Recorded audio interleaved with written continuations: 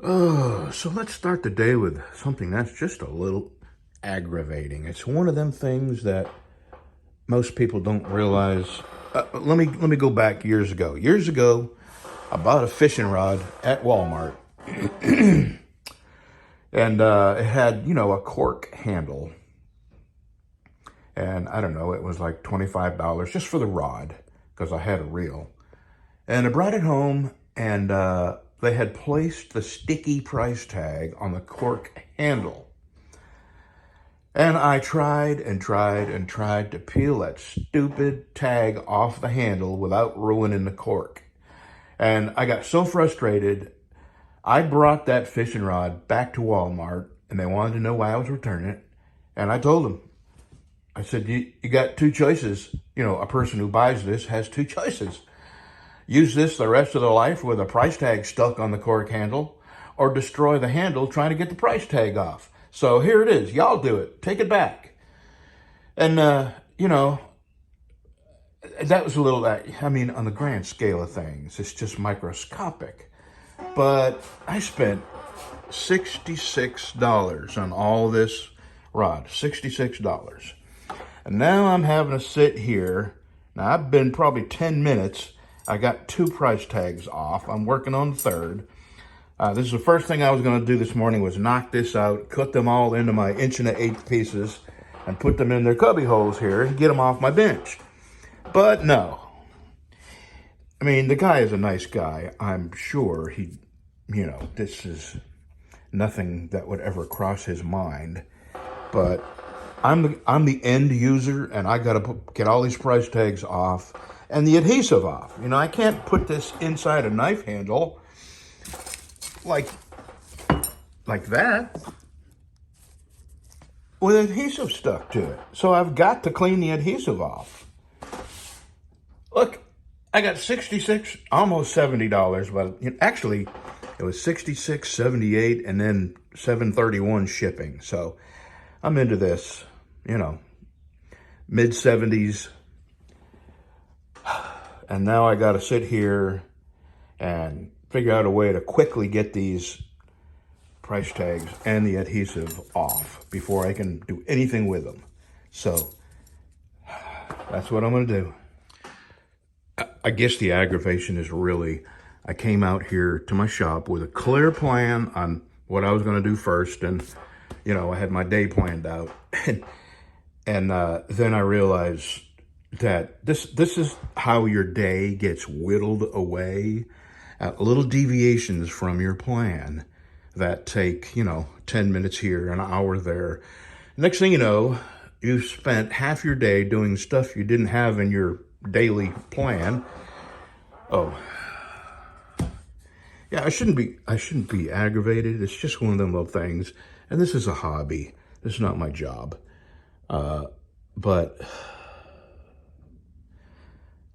And who knows, it may be the coffee talking. I've had 3 cups of coffee. But I want to jump out here and, if I hurry, if I stay on my plan, I can get what I want to do today done. And this is one of them. And this is the other one. I want to get the sheath made for this. I'm making a little, like a mask for this just to protect the edge. And the lady who bought the last Big Craftsman wants a mask for that one. She's also buying this because they're really sharp and they're hanging up, and she doesn't want anybody to get cut walking past them and stuff like that. So anyway, she's paid me additionally for the leather. I don't usually, for these cleavers, I don't do that. But anyway, so that was my plan. Make a sheath for this, make a sheath for this, and a sheath for the big one she bought. Do a couple things on my car, and then go to my garage and maybe work on my motorcycle. But no, I got to get all these price tags. And I thought of all the machines I have, there's nothing, because I can't sand this. It will take brass away, and I need these to be 100% round and with no material removed. Anyway, and then I got to get acetone and rub all the adhesive off. So I'm just going to do this until it's done, and then I'll move on. Let's see. I'm going to see what time it is. Give me 1 second. It's 7:45. Let's just see how long this is going to take me. Okay, I'm going to call it 40 minutes because I had started taking these price tags off before I started recording. So now I'm finally at the point where I can do what I planned on doing first thing this morning, which is cut these to length and get them all put away. And that's just how your day gets whittled away at with little things you didn't plan on doing. And all right, now I can get to work. Oh, I had to take a break and let the saw cool down. So I got my quarter stainless and quarter brass cut to length. Now I'm going to cut my stainless and brass 1/8 inch. Got a phone call. Okay, I got everything cut and put away. I got sandpaper cut and put away. I even cut, well, I got tubes that I don't think I've ever shown you. Those are the tubes.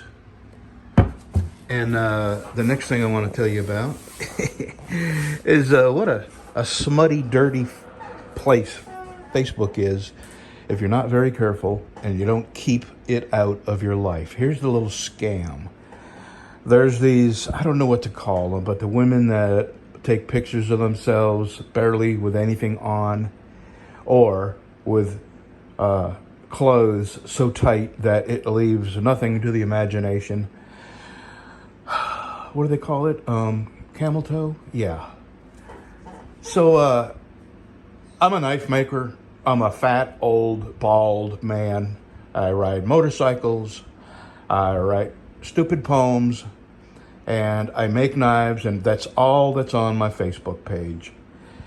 And these girls, like what I just described, will come along and like 7 or 8 or a dozen of your Facebook posts, and which is suspicious to begin with. So you go and you look at who this is, and it's one of them where their entire Facebook page is about themselves and skimpy clothes, and they change the picture every few months, and all the photos are of themselves and next to nothing. And then all their friends, which I think this may be several reasons, or one of these reasons that they do this, is to gain friends on Facebook and followers. I have no idea why. But if you look at the pictures of her friends, and it's all old men, homely, fat old guys, that jumped at the opportunity to have a 20-something, 30-something girl with next to nothing on, pay them a little attention. And it's funny. And, you got to stay away from that kind of crap. Or get sucked into it like the fat old men that are, friends. So the next clip, I'm going to show you that picture. That's just one of the mild pictures, okay? And that's what you gotta. And every day, yeah. And I block them. What I do is go to, first I see if they have any interests like mine, knives, motorcycles. And if they are obviously what I think they are, then I just block them immediately so they can never come back. And they can't start trying to leave comments or anything like that. So it's funny, sad in a way. I mean, I don't know how else to describe it. It's just the polluted, nasty world we live in, where, you know what I mean. If you've spent 6 or 7 decades on this planet, you sure have seen it change, and you know exactly what I'm talking about. And stupid, weak men fall for that, and smart men recognize it for what it is. The enemy, and you block the enemy quickly, and you don't dabble with the enemy, and you don't entertain the enemy. You get away as quickly as possible. So there you go. All right, I'm going to sand this handle here, polish it up, and then we're into the leather shop. All right, now we go buff, make it all shiny and pretty.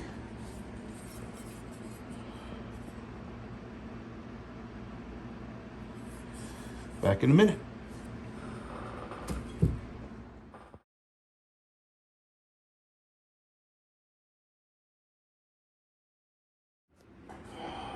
Alrighty then.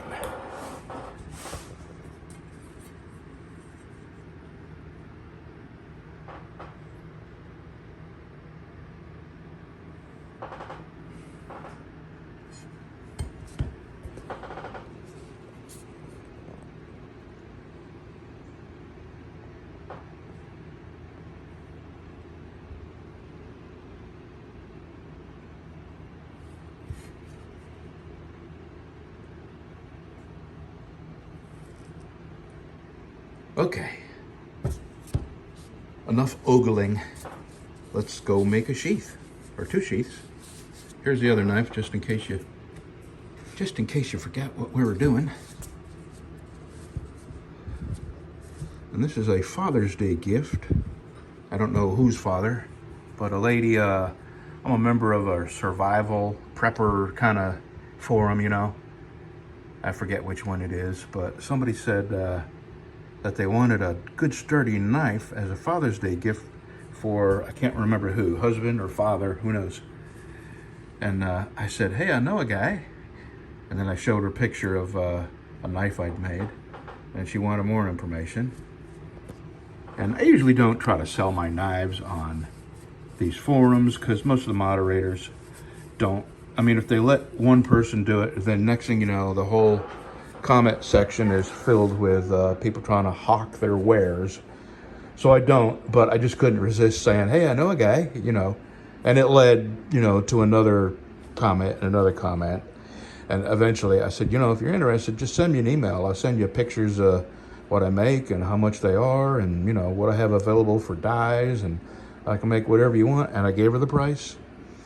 And so that was it. Anyway, that's who that's going to. I don't normally sell on Facebook forums unless a moderator specifically asks, and sometimes they do, for people who sell or make preparedness items to go ahead and post your website or YouTube channel or whatever. And I don't usually post my YouTube channel because I have found that there's some terribly mean people that look for ways to get under total strangers' armor. And my YouTube channel, after all these years, I have finally figured out how to deal with the hateful, mean trolls. And that's to immediately remove their comment and block them and not give them a second of my attention or time. And ever since I started doing that, I have had a tenth of the trouble with hateful people as I used to have. And Facebook is just filled with those kind of people.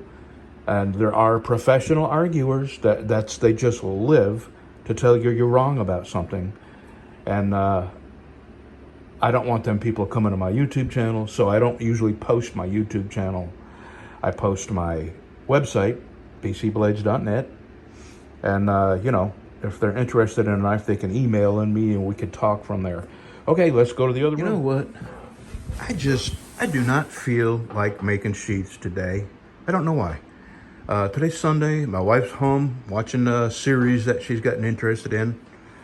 And I've done a little work on this just to avoid going and making sheaths. And I'm going to go buff this side. This side looks pretty good. I've sanded this side. Now I'm going to go buff it. And then I'm going to take this home and put True Oil on it. And see what it looks like with these handles. I'm trying to save these handles. I did square up the nose of these. They were off by a good bit. And yeah, I'm gonna go buff the rest of that. I go home and take a shower because buffing just covers me in bad stuff. And then I'm probably gonna make an omelet with chili in it. And I wish I had an onion because I would cut up some onion and put that on top of the chili inside the omelet. And yeah, it's like 1:30 in the afternoon, so what the heck. Let's do a little bit more work and go home. All right, I'm gonna put about probably 6 or 7 coats of this on it. And the first 2 or 3 coats you sand completely down to the bare wood. And what it does is fills in the little grain. And that's what it's looking like. I like it.